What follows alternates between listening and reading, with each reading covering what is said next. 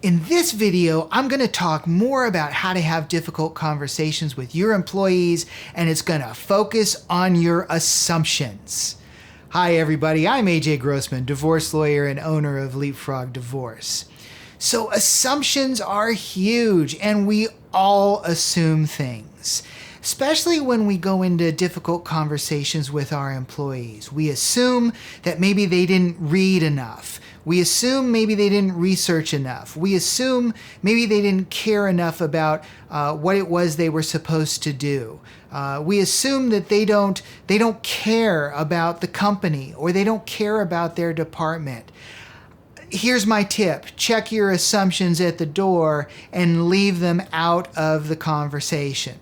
And the best way to do that is to adopt what I would call a beginner's mind. Think that you know nothing, and this is a conversation to get your questions answered and to find out more information about what you don't know, okay? So you could start by saying something like, and we'll assume that Suzanne is the hypothetical employee. You could say, Suzanne, thank you so much for taking time to meet with me today. I know you're really busy, so I appreciate you giving me some of your time to talk about this conflict that we seem to be having between the two of us. And I want to start by hearing more about your perspective on this conflict. And I also want to make sure that I'm not assuming anything that's not true.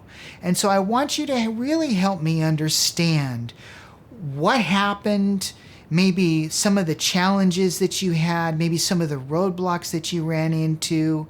You know, what was your intention going into this project, and help me understand where things went awry. So that is very different from coming into that conversation and saying something like, Suzanne, it really seems to me that you weren't interested in doing a good job on this project. You know, you're coming in with an assumption, you're assigning Suzanne judgment, and you're immediately placing blame. All that's going to do for your employee is put them on the defensive and probably cause her to clam up and not be open with you.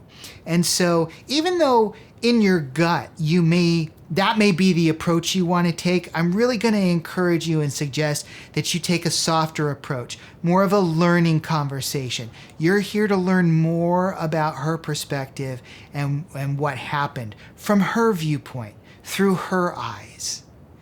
I hope you found this video valuable. If you did, please consider liking and subscribing. I'm releasing new videos all the time. And if you have any questions about this tip today, please feel free to reach out. Thank you so much. Have a wonderful day and be well.